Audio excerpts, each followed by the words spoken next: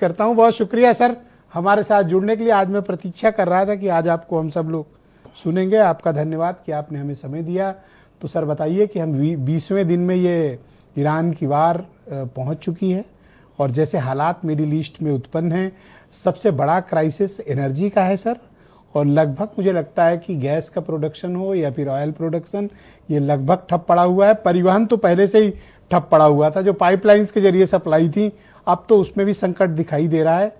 क्या अब एक ऐसे दौर में ये लड़ाई पहुंच गई है जो अब एक बेहद खतरनाक अंजाम तक जाएगी?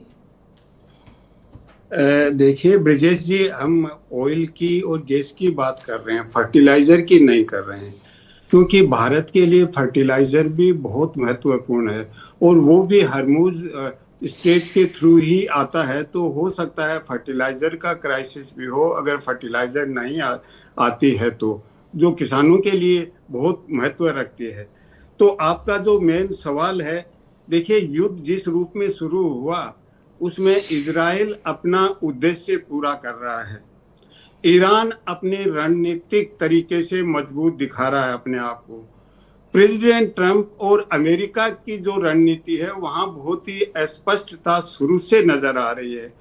पहले 4-5 दिन ट्रंप ने कहा कि हम जीतेंगे, फिर उन्होंने हफ्ते भर बाद ये कहना शुरू कर दिया कि हम जीत गए हैं, और फिर उन्होंने कहा कि हम जीत रहे हैं, और फिर उन्होंने अपने जो मित्र हैं उनसे मदद मांगना शुरू कर दिया।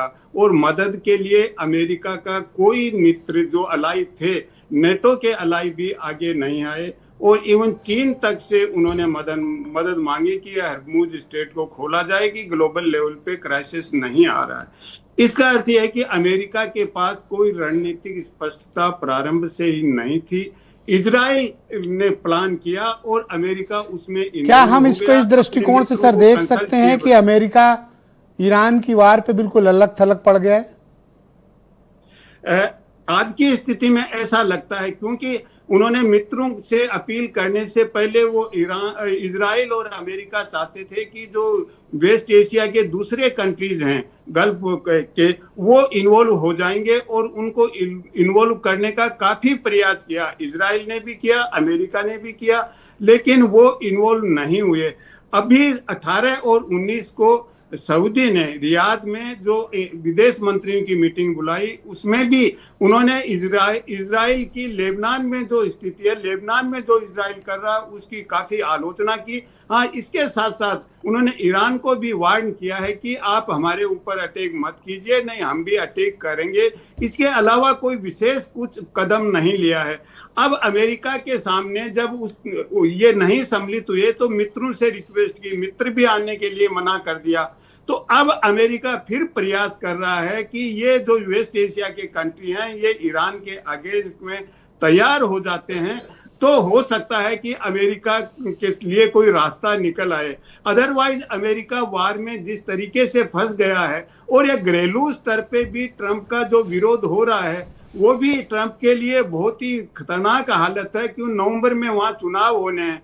तो प्रेसिडेंट ट्रंप व्यक्तिगत रूप से सर एक चीज मैं देख रहा हूं, ईरान ने जिस रणनीति को इजाद किया है कि जैसे उनके यहाँ किसी सेक्टर पे अटैक होता है, हॉस्पिटल पे हुआ तो वो हॉस्पिटल को निशाना बनाएंगे, कमर्शियल सेंटर को हुआ तो वो निशाना बनाएंगे, लेकिन वो इजराइल या अमेरिका से कम दुबई, अबू धाबी, दोहा, रियाद, इनसे बदला ज्यादा ले रहे हैं।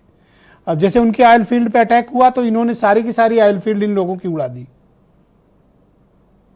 देखिए इसमें पेट्रो डॉलर का इन्वॉल्वमेंट है, क्योंकि अमेरिका ने 71 में जब गोल्ड से डॉलर को डिस्कनेक्ट किया तो दुनिया की करेंसी डॉलर से कैसे कनेक्ट हो, इसके लिए उन्होंने 1974 में सऊदी से ये एग्रीमेंट किया कि जो भी ऑयल खरीदेगा वो डॉलर में खरीदेगा, और उसको सब जो ऑयल प्रोड्यूसिंग कंट्री हैं उन्होंने फॉलो करना शुरू कर दिया, और वहां से पेट्रो डॉलर की स्थिति बनी। और अमेरिका की मजबूती का सबसे बड़ा कारण है डॉलर का स्ट्रॉन्ग होना और डॉलर एक रिजर्व करेंसी होना।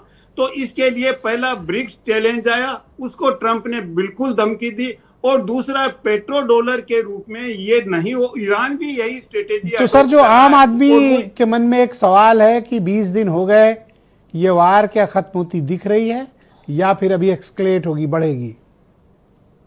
देखिए, अभी मुझे नहीं लगता कि कहीं भी खत्म होने के कोई चांसेस बन रहे हैं, क्योंकि बैक चैनल डिप्लोमेसी जरूर चल रही है। जैसे रशिया भी बैक चैनल डिप्लोमेसी चला रहा है, दूसरा टर्की है, सऊदी है, ये सब बैक चैनल डिप्लोमेसी तो चला रहे हैं, लेकिन मध्यस्थता करने को कोई आगे आएगा और कोई ऐसा नहीं लग रहा है कि मध्यस्थता करेगा। Thank you sir. क्योंकि भारत ने भी अब अमेरिका के साथ कौन मध्यस्थता करने की क्षमता रखता है सर, ये भी तो विषय है ना। अमेरिका के मामले में कौन पड़ेगा? देखिए, जब संकट से उभरते हैं, पहले ओमान ने किया था, जब अमेरिका और ईरान को नजदीक लाए, समझौते की वार्ता चली, तो ओमान दोनों तरफ से बातचीत कर रहा था, उसकी बात उसको बता रहा था, उसको बता रहा था, दो दौर की बात चली जेनेवा में, शायद वो कुछ आगे भी बढ़ गई थी, लेकिन मेनवाइल इजराइल ने अटैक कर दिया तो वो वार्ता वहीं पे रुक गई। तो ऐसा नहीं है कि मध्यस्थता कोई नहीं कर सकता। जी।